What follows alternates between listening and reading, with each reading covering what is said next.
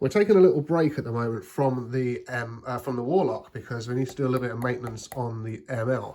And I've noticed that these pivot posts, these ones here, sorry, focus, there you go. These ones here, those aren't straight. You can see that they're leaning forward. If you look compared to the saddle screws, they're pitched forwards and they should be straight. Now, it's not giving me any problems with tuning stability or keeping the bridge flat or anything at all. Actually, it's not giving me any problems, but they shouldn't be straight. Sorry, they should be straight. So that suggests to me that either the holes that these bushings go down into aren't drilled straight, they're drilled at ever so slight angle, in which case, if that's what the problem is, then that's how the problem stays. Or what's possibly likely, because even though mahogany is a hardwood, it's a soft or a softer hardwood than like alder or poplar or maple. And I wonder if the tension, constant tension from the strings and going down and up and constantly pulling on it has deformed those holes. Like it's made this lean forwards. And so we're going to take it out and have a look. And I've already gone ahead and loosened all the strings off and taken the springs off the back. And with a little bit of effort, you can take the bridge out all in one piece, put it down gently so as not to scratch anything. Now, already I can see this isn't original Floyd Rose stuff. This isn't original Floyd Rose. That's the real deal. But this isn't original Floyd Rose stuff. And I can see that for two reasons. One, it's got this bar on it.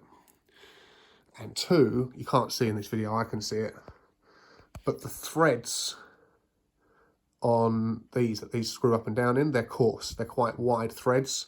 And I can see that instantly only because I put genuine Floyd Rose ones in the Warlock and they're a very fine thread. So I can see from here that they're both leaning forwards. They're both going that way. So what I need to do is take these two screws out and we'll have a look at this. So I'm going to do that now because I need two hands and I'll come back in a second. Okay, we're back and the screws are out, and what I thought I was going to see is what I see. So the way that these bushes are fitted is they need to be pressed in. You drill your hole, it needs to be 10 millimeters, you drill your hole, and these bushings on a genuine Floyd Rose or one of these, genuine Floyd Rose have individual bushes, they don't have this metal bar, or one of these, but they need to be pressed in because it needs to go into a tight hole.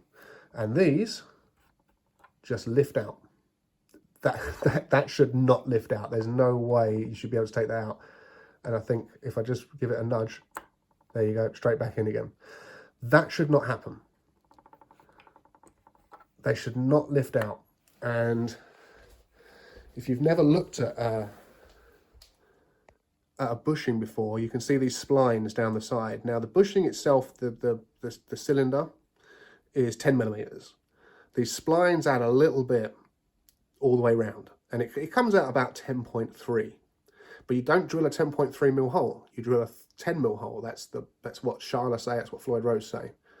So you drill a 10 millimeter hole, and when you press these in, these splines basically cut down the side of wood. They score down the side of the wood. They press into it, and it doesn't matter so much on this one, because they're connected via this bar, but they're designed not only to get a nice tight friction fit, but also to stop this from turning. So if you were to screw all the way down with this and keep going, and the thread's going to lock up inside the bushing, if it was a smooth bushing, it would just turn. So these are designed to create a tight friction fit without thread, because you don't want to screw them down, although screwing might be a good idea. So what I think has happened is actually a combination of the two things I was talking about before. And let me get my torch. I think these holes, A, drilled too large to start off with. And I think that has allowed, that's promoted slop, basically, in the hole. That's not a tight fit. And as you can see around the top, you can see the marks from those splines, and you can see a gap, and then you can see some more. And you can see smooth wood, and that's the smooth wood is where these splines haven't bit into. The reason you're seeing them around the top there, and I bet if I can get a clean shot, yep, look, down the bottom there, you can see a ring, but only on the back half. And that's because there's enough slop in those holes to allow this to pitch forward. So the splines on the outside of the top and the inside at the bottom are pressing into the wood and creating those indentations. So this, you should need a tool to lift these out, and you either need a hammer and a mallet, or sorry, a mallet and a block of wood to put them in, or a drill press.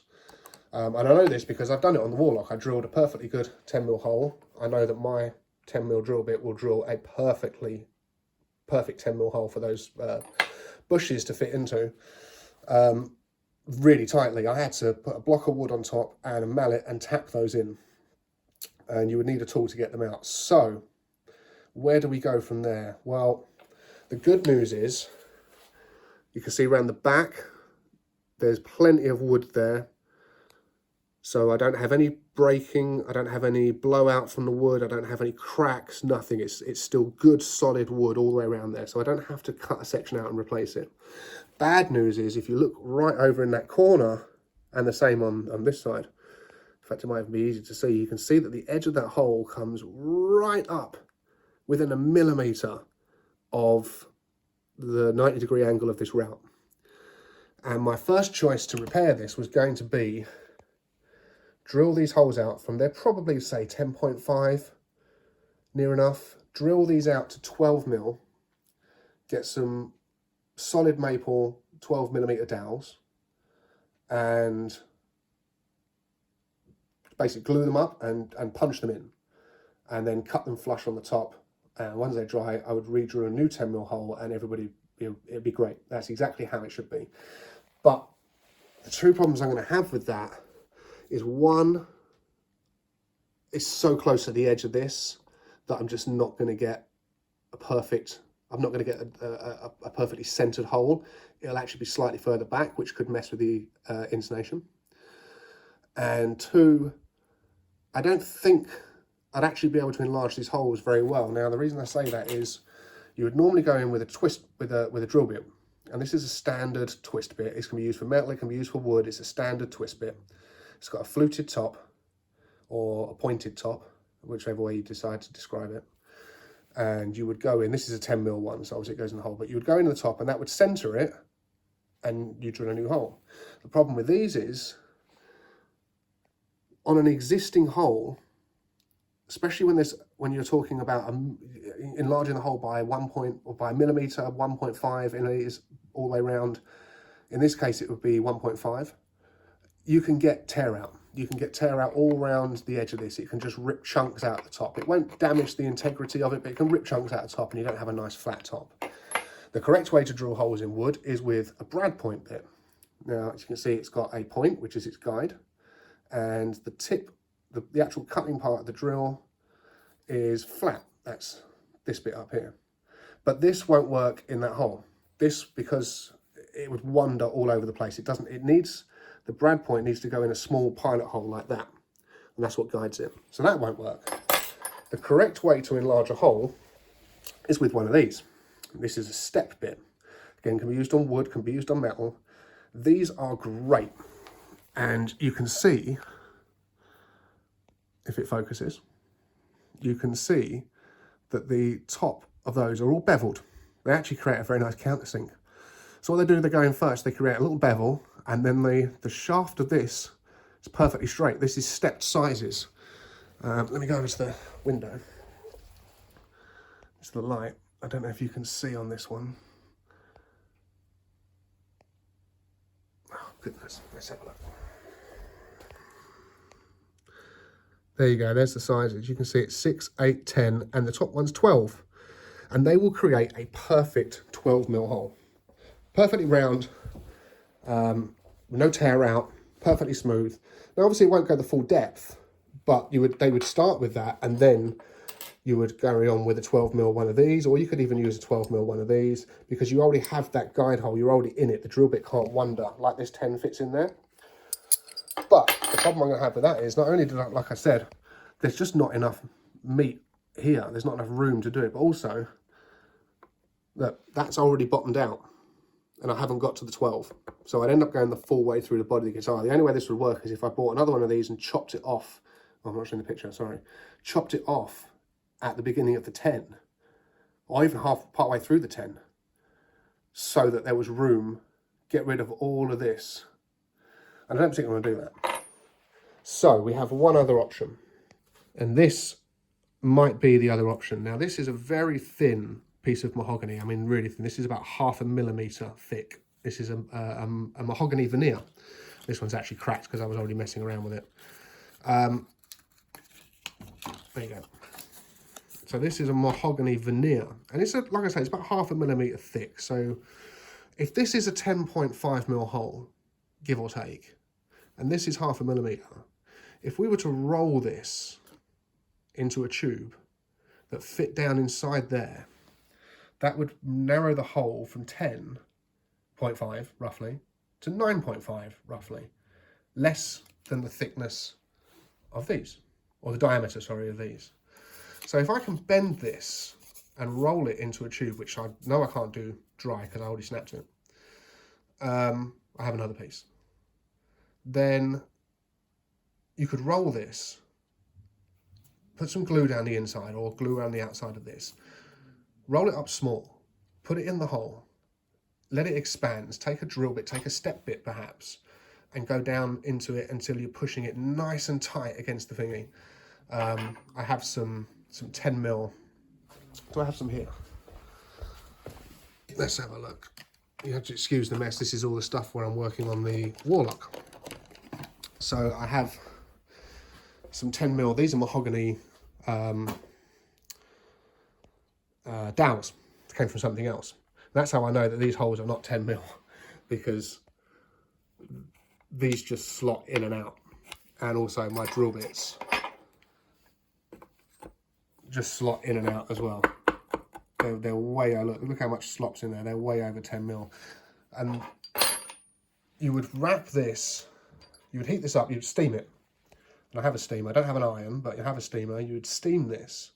You can also do it just by dipping them in water, nice hot water.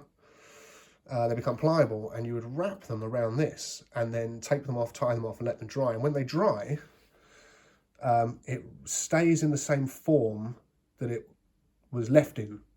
So you wrap it, tie it off, let it dry, and when it's dried, it should stay in a cylinder. It won't stay perfectly rock solid. It will move. It have some spring to it. It'll expand slightly, which is cool because we want it to expand. We want it to get bigger than this. But we want to be able to roll it back, like rolling a cigarette, so that it fits in the hole and then springs back. And then we would take something like this, or maybe even the drill bit if it fit, and we would wedge this down. I might have to say sand the edge of this until it was slightly fluted, and then we would push that down in there so that it's getting the glue contact all the way around this hole on the inside. And we just want to hope we can get this out without this being glued in. And then the idea is either we'll give it a test first, see if this will go in and be pressed in without ripping the now glued in veneer off the walls of the inside of these holes. If it does, doesn't matter, I've got another piece, we'll clean it up, and we'll try it again. Or if it's not going to have it, it'll be a little bit tricky. I'd probably have to try with this 10. The 10 does go, I'd maybe have to modify this drill bit. And we might have to run down there with the 10 just to shave this down even thinner than it is, and then run the whole way down there with a regular drill bit just to make it uniform the whole way down, and then we'll try putting this in. But I think that's what I'm going to try. I think I'm going to see about bending this, wrapping it around this, tying it off, letting it dry, and then we'll see about gluing it in these holes, and then we'll work out what we're doing. Whether we try that first or whether we try and enlarge the hole to the correct size. Because it's very thin, it may just splinter, but it also may take those splines all the way down. So I think we'll try that. So join me in the kitchen where we will try with some hot water.